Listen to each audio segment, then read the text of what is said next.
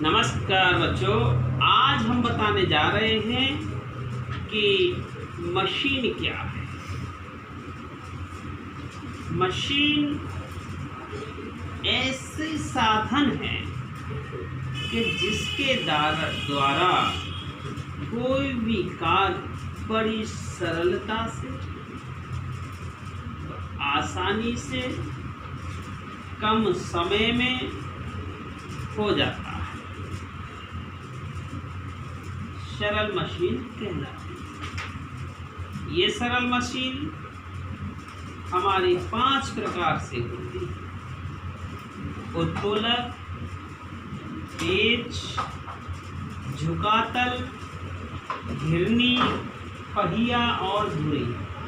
ये सभी मशीनें ऐसी मशीन हैं जिससे हम कोई भी कार्य बड़ी सरलता के साथ, बड़े आसानी से, कम बल लगाकर कर सकते हैं।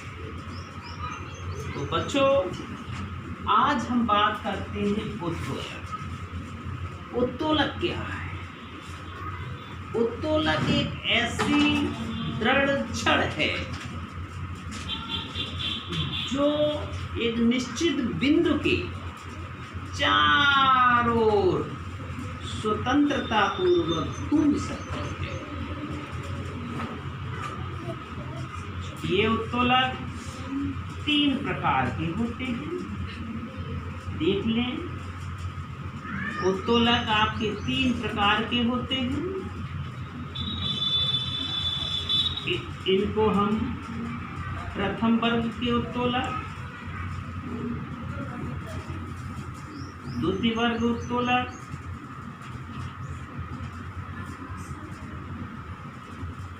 और तृतीय वर्ग उत्तोलक।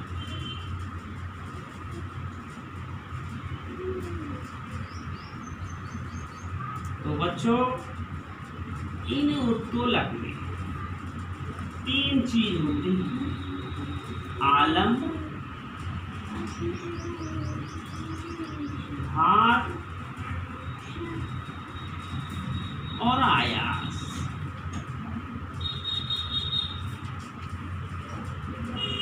आलम्ब, भार और आयास। आलम्ब किसे कहते हैं? आलम्ब उत्तोलक यानी वो छड़ जिस बिंदु के चारों ओर घूम सकती है, वह बिंदु आलम्ब कहलाता है। भार क्या है? उत्तोलक के द्वारा जिस वस्तु को उठाया जाए वह भार है। और उत्तोलक पर को कार्य कराने के लिए जो भी बल लगाया जाता है उसको हम आयास कहते हैं। इनकी स्थितियों के अनुसार ही आलम्ब, भार और आयास की स्थिति के अनुसार ही हम इनको 3 वर्गों में बांटते हैं। जैसे बच्चों, आलम्ब क्या है? जैसे आपने कहा, आपने तराजू देखी होगी। क्या देखी होगी? इस टाइप से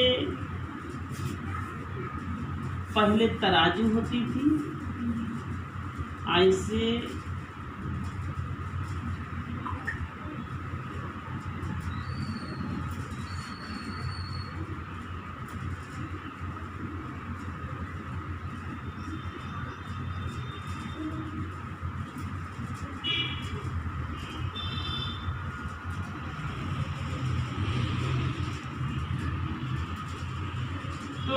ये तराजू जो है, हम क्या करते थे कि अगर हम बाजार से कोई सामान लेने जाते हैं, जैसे मान लीजिए हमको 1 किलो आलू लेने हैं, तो क्या करते हैं कि जो भी सब्जी बेचने वाला होता है तो वो इस टाइप से 1 किलो का बाट इस पलड़े में डालता है और दूसरे में वह आलू रखता है।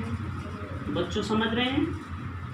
अब क्या देखते हैं कि ये वाला जो कांटा है इस तरीके से पकड़ते हैं और जब ये दोनों बराबर आ जाते हैं तब वह कहते हैं कि हमारे 1 किलो आलू हो गए। तो बच्चों यहाँ ये जो है ये कहलाता है आलम,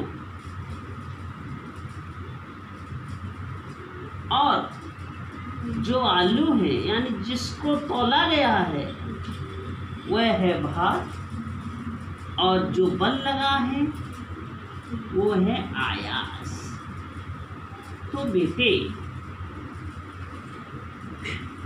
इस तरीके से हम देख रहे हैं कि इसमें जो आलम्ब है वो कहाँ है बेटे?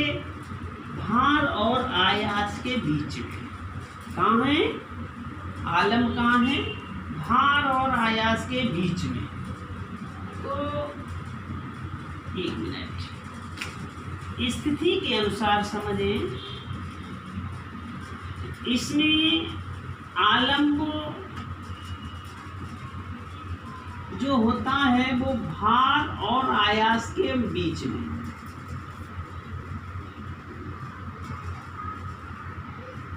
के मध्य में, ये प्रथम वर्ग के उत्तोलक। अब इस तरीके से ये देखिएगा कि क्या क्या चीज होती हैं। एक तो आपका इसका तराजू हो गया, एक चीज और है मेरे सामने, देखो बच्चों ये क्या है? सभी बच्चे जानते होंगे, इसको कैंची बोलते हैं। अगर बेटे इस कैंची से मुझको कुछ काटना है, जैसे हमको, चलो मैं अपनी शर्ट ही का प्रयोग करता हूँ, जैसे मुझको ये शर्ट काटनी है तो हम क्या करेंगे बच्चों? इस शर्ट को इस तरीके से समझें। तो हमारा जो बल लग रहा है यहाँ ये समझना है, ये बल लग रहा है और ये भार है, इसको भार कहेंगे। और ये बीच में जहाँ ये स्वतंत्रता पूर्वक घूम रही है वह होता है आलम। मैंने बताया कि जहाँ से उत्तोलक निश्चित स्वतंत्रता पूर्वक घूमे वह आलम होता है। तो इसमें क्या है बच्चों? देख रहे हैं कि जो आलम्ब है वो भार और आयास के बीच में है। तो ये कैंची किसका उदाहरण आ गया? प्रथम वर्ग का उदाहरण। इसमें रखेंगे प्रथम वर्ग में। तो आपकी प्रथम वर्ग में हमने कैंची आ गई, समझ में आ गया बच्चों। अब इसके बाद लेते हैं द्वितीय वर्ग का उत्तोलक। द्वितीय वर्ग के उत्तोलक में क्या होता है बच्चों? आपने देखा होगा, इस टाइप की गाड़ी देखी होगी।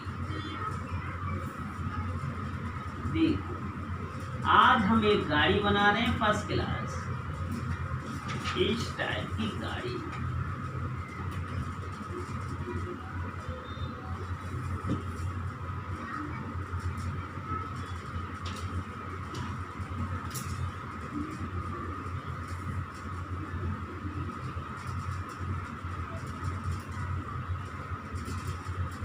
अब यहाँ देखिए ये क्या है? ये कूड़ा ढोने वाली गाड़ी। जब बच्चों कोई गाड़ी आपने आसपास देखी होगी तो इस पहिए से गाड़ी चलती है। तो ये क्या हो गया? आलम। अब कूड़ा कहाँ रहता है? इसमें बीच में। तो ये हो गया भार। और अगर कोई गाड़ी चलाता तो भी यहाँ पकड़ता है, ताकत यहाँ लग रही है, तो बेटा यहाँ हो गया आयास। तो जिसमें भार, आलम और आयास के मध्य में होता है वो द्वितीय वर्ग के उत्तोलक। कौन से वर्ग के उत्तोलक होते हैं? द्वितीय वर्ग के उत्तोलक। अब तृतीय वर्ग में क्या है बेटा? तृतीय वर्ग में हम देखते हैं ये क्या है बच्चों? चिमटा। ये चिमटा है। अब बेटे इसमें ये जब हम किसी को पकड़ते हैं, मान लीजिए चिमटे से क्या क्या पकड़ते हैं, रोटी पकड़ते हैं। ये 2 जून की रोटी है, बड़े नसीब से मिलती है, बड़े भाग्य से मिलती है। आप लोग बच्चों आज देखने को मिल रही है। हमारी माताएं बहनाएं इस तरीके से ही रोटी पकड़ती हैं। तो यहाँ देखें, इसकी पोजीशन को समझें। ये भार है, ये आलम्ब है, यहाँ से बल लगाते हैं, ये आयास है।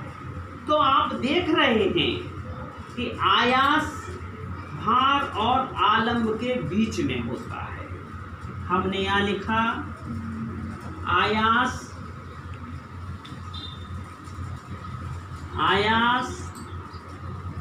भार और आलम्ब के बीच में।